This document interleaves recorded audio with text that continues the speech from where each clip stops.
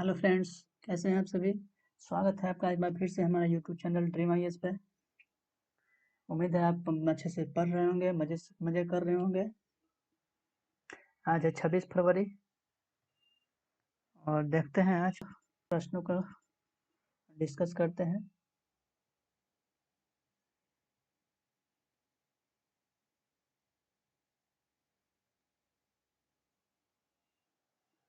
अगर आपका कोई सवाल है तो आप हमें कमेंट कर सकते हैं या टेलीग्राम के थ्रू आप हमें जुड़ भी सकते हैं और वहाँ भी हमसे पर्सनली मैसेज भी कर सकते हैं। चलिए स्टार्ट करते हैं आज का पहला क्वेश्चन।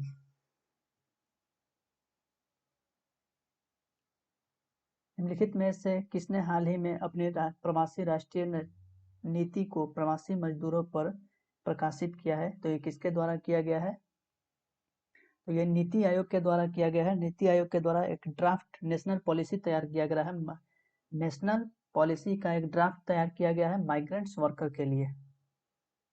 महामारी के दौरान, कोविड-19 महामारी के दौरान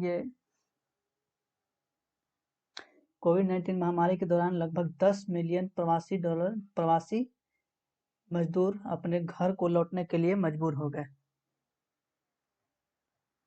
इसके अलावा इसमें कहा गया है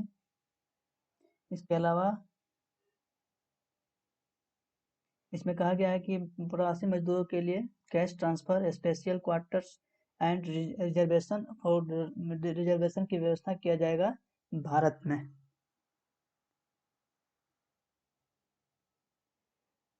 ड्राफ्ट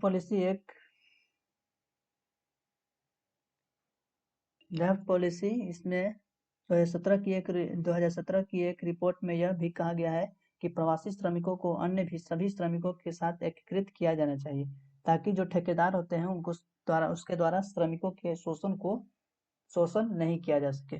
जो भी ठेकेदार होते हैं उनके द्वारा श्रमिकों का शोषण न हो। नीति आयोग ये पहले योजना आयोग था जिसकी स्थापना 1 जनवरी 2015 में हुई थी।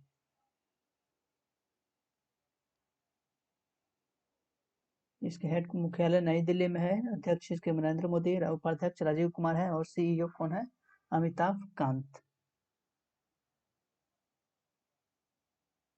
हाल ही में भारत फोर्ज और पैरामाउंट समूह ने भारत में निम्नलिखित में से क्या बनाने के लिए एक समझौते पर हस्ताक्षर किया है? तो भारत फोर्ज ने डिफेंस डील साइन किया है पैरामाउंट के साथ। पैरामाउंट समूह के साथ एक डिफेंस डील साइन किया है बख्तर बंद वाहन बनाने के लिए। बख्तर बंद वाहन बनाने के लिए बोला गया है इंटरनेशनल डिफेंस एक्सपो के द्वारा। कहा? अबू धाबी में। भारत फोर्स कल्याणी M4 एक बहुभूमिका मंच का उत्पादन करेगा जो किसी न किसी इलाके में त्वरित, गतिशील और सशस्त्र बलों को विशिष्ट डिजाइन आवश्यकताओं को पूरा करने के लिए एक डिजाइन तैयार किया गया। इसमें 4 वाहनों की आपूर्ति के लिए कहा गया है और 4 वाहन बख्तर दंड वाहन बनाने के लिए किया गया है, जिसमें 177.95 करोड़ रुपया गया है। एक तरह से ये फाइटर, लड़ाकू विमान और फाइटर सामान इस तरह के हथियार से रिलेटेड बनाने के लिए बोला गया है।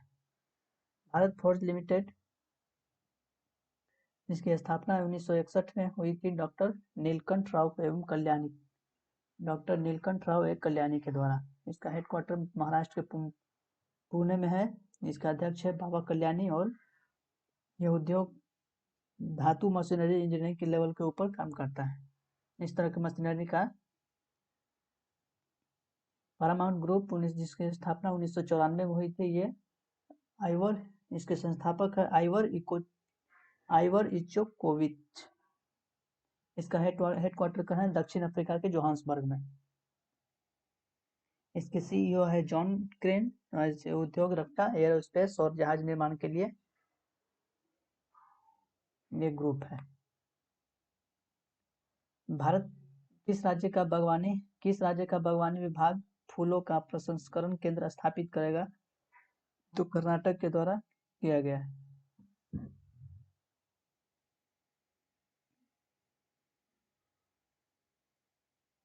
कर्नाटक के द्वारा फूलों का एक बागवान प्रसंस्करण स्थापित करने के लिए बोला गया है, जिसमें 18,000 कर्नाटक में, जिसके 18,000 भूमि को अधिकृत किया गया है।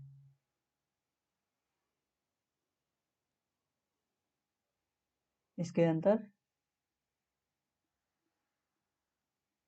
अंतर्गत पुष्प प्रसंस्करण केंद्र संसाधित करेगा। इसमें रंजक, अगरबत्ती, पुष्प कागज, प्राकृतिक पुष्प कला, पुष्प एम्बेडेड कार्य, पुष्प पंखुड़ी पाउडर जैसे उत्पादों को परिवर्तित करेगा। कर्नाटक में पुष्प उत्पादन के तथ्य है, जिसमें कर्नाटक का राज्य पुष्प है। कर्नाटक का राजकीय पुष्प है कमल। कर्नाटक फूलों की खेती में अग्रणी राज्य है। यह भारत में कुल उत्पादन के 75% हिस्सा है। यानी कि भारत में फूलों का उत्पादन कर्नाटक जो है 75% करता है। यह एक पहला राज्य है, भारत का यह पहला और एकमात्र फूल नीलामी केंद्र है। यहाँ पर ऑक्शन होता है, फूलों का ऑक्शन होता है। 18,000 भूमि हेक्टेयर में इसकी खेती होती है। भारत में फूलों की खेती के तहत कुल क्षेत्रफल का 14% हिस्सा कर्नाटक में पाया जाता है।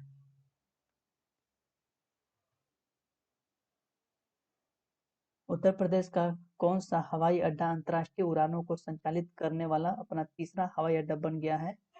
तो Kushinagar gets DGCA clearance becomes third international airport in UP। यह तीसरा एयरपोर्ट यूपी है जो कि कुशीनगर में बनाया गया है। तो इसके अलावा और कौन कौन सा हवाई अड्डा है? इसके अलावा वर्तमान में 2 और हवाई अड्डा है यूपी में। अंतर्राष्ट्रीय हवाई अड्डा है लखनऊ में चौधरी चरण सिंह अंतर्राष्ट्रीय हवाई अड्डा, और वाराणसी में लाल बहादुर शास्त्री अंतर्राष्ट्रीय हवाई अड्डा, जो कि अभी चालू में है। और तीसरा कुशीनगर बनने वाला है गोरखपुर के पास कुशीनगर में एक इंटरनेशनल एयरपोर्ट बनने वाला है, जो कि अब तक का तीसरा होगा यूपी का। ये पीला कलर नहीं दिख रहा है।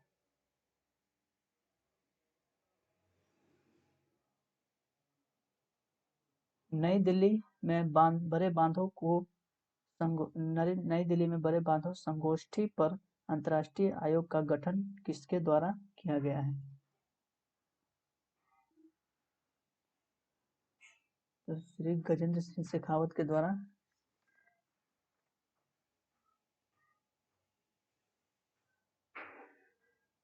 तो ये गजेंद्र सिंह शेखावत के द्वारा किया गया है। गजेंद्र सिंह शेखावत के द्वारा उद्घाटन किया गया है, जो कि पावर मंत्रालय की अध्यक्षता में किया गया है, क्योंकि इसमें कहा गया है कि the international commission on large dams स्पॉयनिजियन, जो कि चर्चा में था, जिस 24 फरवरी को किया गया है। ये इसमें बताया गया है कि भारत के जो बांध है वो बहुत पुराने हैं, बहुत काफी वर्षों से चले आ रहे हैं। तो इसी को रिफॉर्म करने के लिए बोला गया है। इस आयोजन का काम है कि इस आयोजन का मुख्य उद्देश्य है कि रिहैबिलिटेशन इम्प्रूवमेंट प्रोजेक्ट के तहत ये काम करेगा। यानी कि जो पुराने बांध है उनको री ऑर्गेनाइजेशन को दोबारा से उसको जो है ना रिहैबिलिटेशन इम्प्रूवमेंट उसमें करेगा प्रोजेक्ट में। हाल ही में अहमदाबाद में विश्व के सबसे बड़े क्रिकेट स्टेडियम का उद्घाटन किसने किया है?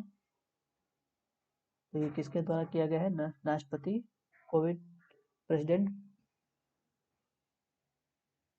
प्रेसिडेंट के द्वारा किया गया है, राष्ट्रपति रामनाथ कोविंद के द्वारा। राष्ट्रपति Kovind inaugurates world's largest cricket stadium in Motera. इसमें 1.10 लाख 1,10,000 तक का क्षमता है। इसका हम पिछले क्लास में भी बात किए थे कि इनको अभी हाल ही में इसका नाम बदलकर नरेंद्र मोदी स्टेडियम कर दिया गया है।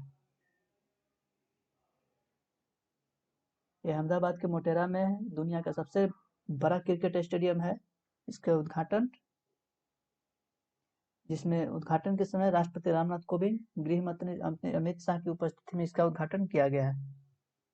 यह अहमदाबाद के उत्तर पूर्व क्षेत्र में साबर नदी के तट पर 220 एकड़ में फैला है। तो ये पॉइंट याद रखेंगे, साबरमती के तट पर, क्योंकि एग्जाम में आपसे यही से पूछा जा सकता है कि विश्व का सबसे बड़ा क्रिकेट स्टेडियम किस नदी के तट पर है? साबरमती नदी के तट पे।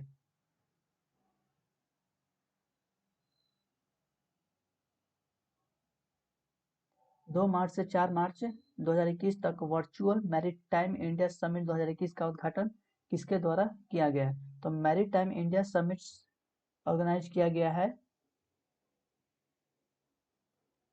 नरेंद्र मोदी के द्वारा। नरेंद्र मोदी के द्वारा मैरीटाइम इंडिया समिट का उद्घाटन किया गया है 2021 का।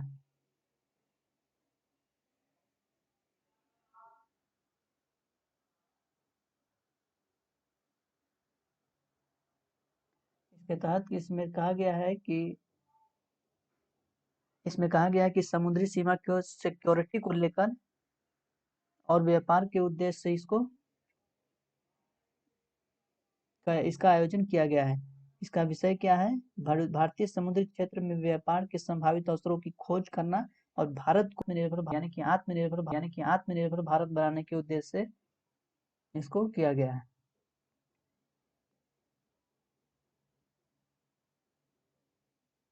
इसका पार्टनरशिप FICCI के in the industry partners of summit. इस शिखर सम्मेलन का पार्टनर कौन है? फिक्की उद्योग।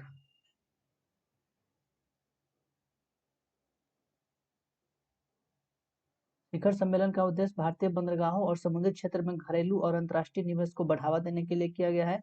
इसके साथ साथ इस आयोजन के लगभग 1 लाख प्रतिनिधि और 40 भागीदार देशों के भाग लेने की उम्मीद है।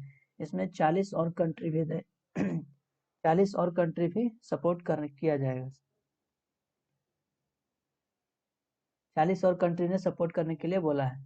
केंद्र ने किस राज्य में पावर ट्रांसमिशन नेटवर्क में सुधार के लिए 304 मिलियन डॉलर का उधार लेने के लिए एशियन इंफ्रास्ट्रक्चर इन्वेस्टमेंट बैंक के साथ एक समझौते पर हस्ताक्षर किया है? तो ये असम के द्वारा किया गया है। असम ने अपने इलेक्ट्रिक में सुधार के लिए असम राज्य ने अपने इलेक्ट्रिक में सुधार के लिए AIIB से 304 मिलियन डॉलर का उधार लेने के लिए एक समझौता किया है। Asian infrastructure investment bank.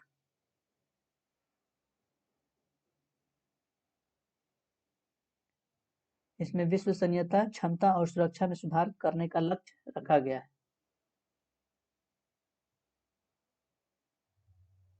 इसके अलावा पूर्वोत्तर राज्य असम में बिजली के नेटवर्क को बढ़ाने के लिए भी इसका काम किया गया है। इस परियोजना में 10 ट्रांसमिशन सब स्टेशनों का निर्माण किया जाएगा और ट्रांसमिशन लाइन बिछाने के साथ साथ 15 मौजूदा सब स्टेशनों को अपग्रेड भी किया जाएगा। अनुमानित लागत 365 मिलियन डॉलर है और एशियन इंफ्रास्ट्रक्चर डेवलपमेंट बैंक के साथ 304 मिलियन डॉलर का ऋण लिया गया है, जबकि 61 मिलियन डॉलर का ऋण से राज्य सरकार द्वारा किया जाएगा। एशियन इंफ्रास्ट्रक्चर इन्वेस्टमेंट बैंक, इसकी स्थापना 25 दिसंबर 2015 को हुई थी। इसका हेडक्वार्टर चेन्नई के बीजिंग में है। इसके प्रेसिडेंट कौन है? जीन लीकुन इसके प्रेसिडेंट है। वहीं इसमें 103 सदस्य शामिल हैं और ये एशिया एंड ओशिनिया क्षेत्र में सेवा देता है। असम की बात करें, जिसकी राजधानी दिसपुर है, जगदीश मुखी यहाँ के राज्यपाल हैं और सर्बानंद सोनोवाल गवर्नर CM है। वहीं लोकसभा में 14 सीट, राज्यसभा में 7 सीट और विधानसभा में 126 सीट। नेशनल पार्क की बात करें तो डिब्रू साइखोवा, काजीरंगा, मानस और नामेरी ओरंग यहाँ के प्रमुख नेशनल पार्क। 17वां अंतर्राष्ट्रीय मेगा व्यापार मेला किस शहर में शुरू किया जाएगा? तो mega trade fair opens in Bhubaneswar, यानी कि कहाँ किया जाएगा? भुवनेश्वर में किया जाएगा। भुवनेश्वर में किया जाएगा ये। Chapter of real estate developers association of India कड़ाई के नेतृत्व में ये इसका आयोजन किया जाएगा। इसमें 9 देश और 9 देश 9 कंट्रीज एंड 19 स्टेट इसमें पार्टनरशिप करेंगे। वहीं ये 11 दिन तक चलने वाला है। इसमें Bangladesh, Dubai, Iran, Thailand, Afghanistan, Malaysia, Lebanon और ट्यूनीशिया शामिल है। वहीं भागीदार की पार्टनरशिप की बात करें तो बांग्लादेश है और अफगानिस्तान और ईरान के ऊपर फोकस किया गया है। वहीं बिहार भी इसमें भागीदार पार्टनरशिप बना है। हाल ही में किस बैंक ने नम्मा चेन्नई स्मार्ट कार्ड लॉन्च किया है? तो 21 बैंक के द्वारा किया गया है, आईसीआईसीआई बैंक के द्वारा। ICICI bank unveils Namma Chennai smart card, check all the details here.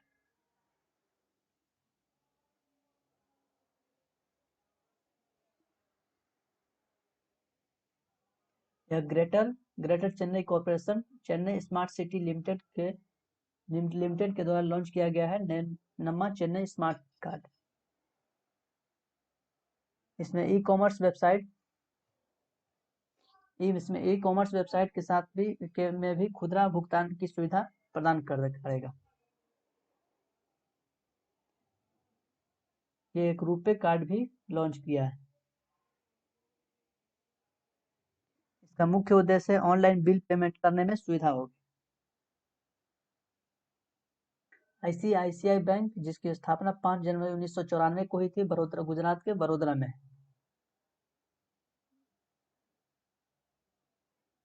जो कि रजिस्टर्ड ऑफिस है और मुंबई में कॉर्पोरेट ऑफिस है।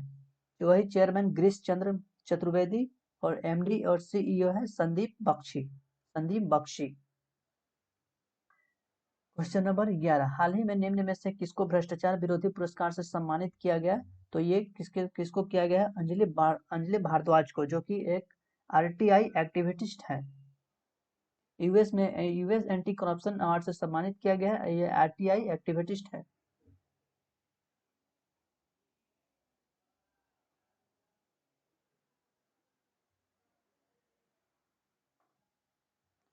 ये एक करेजियस कार्य कर रहे हैं जिसको भ्रष्टाचार को रोकने के लिए इन्हें भ्रष्टाचार को रोकने के लिए चैंपियंस पुरस्कार के लिए नामित भी किया गया है।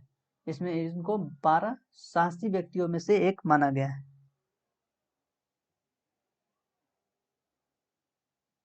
इसके अलावा ये एक नागरिक समूह सतर्क नागरिक संगठन के संस्थापक भी है।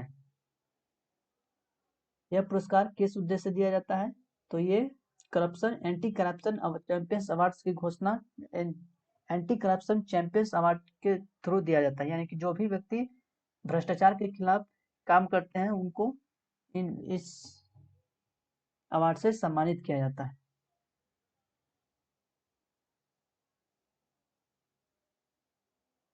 राष्ट्रीय अनुसूचित जाति आयोग के अध्यक्ष का पदभार किसने संभाला है?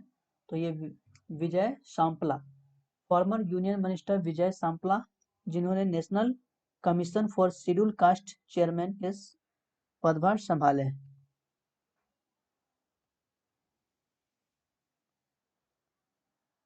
इससे पहले ये केंद्रीय मंत्री भी रह चुके हैं। 2014 से 2019 तक के पूर्व केंद्रीय मंत्री थे और इसके अलावा सामाजिक न्याय और अधिकारिता राज्य मंत्री भी रह चुके हैं।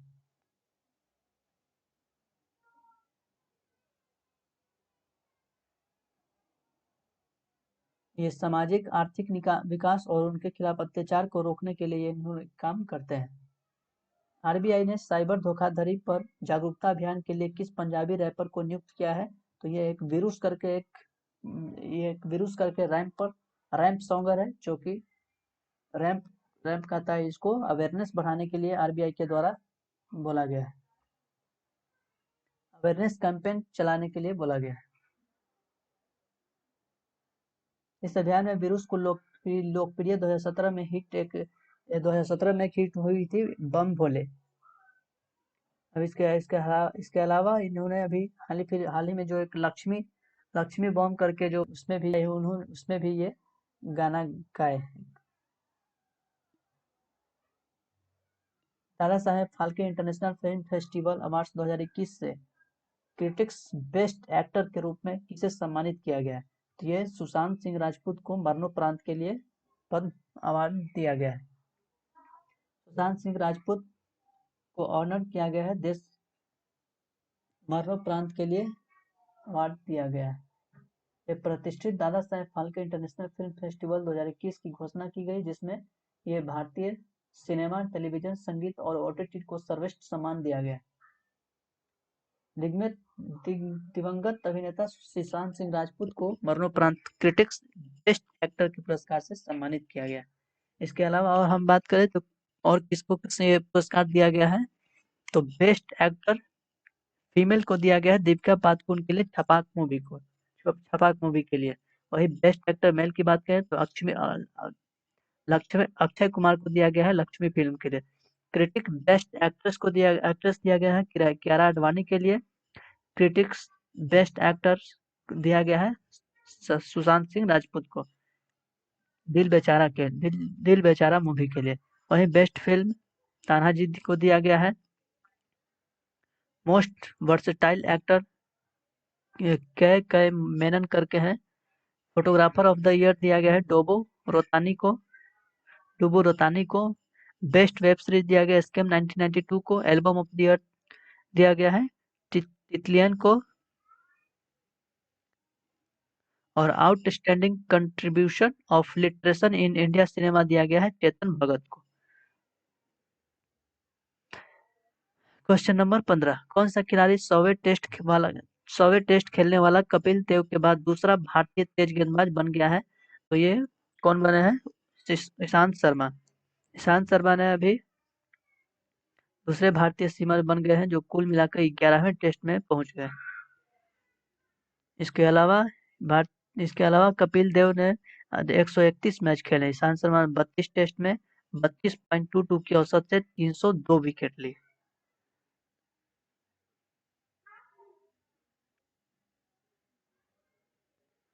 तो ये थे आज के 15 क्वेश्चन। वीडियो अच्छा लगे तो लाइक और शेयर कर दीजिएगा। देखिए लाइक करने से जो है ना एक मोटिवेशन मिलता है और कुछ नहीं, ताकि जो है ना अच्छा लगता है और आगे और भी वीडियो बेहतर बनाने के लिए प्रयास करेंगे। अगर कोई शिकायत है, अगर कोई सुधार चाहते हैं, अगर कोई लगता है कि इसमें सुधार करने की ज़रूरत है तो आप कमेंट कर सकते हैं। हम उसका हर कमेंट का ज़रूर जवाब देंगे। चलिए मिलते हैं नेक्स्ट वीडियो में। तब तक ख्याल रखिए अपना और मज़े से पढ़ाई कीजिए। धन्यवाद।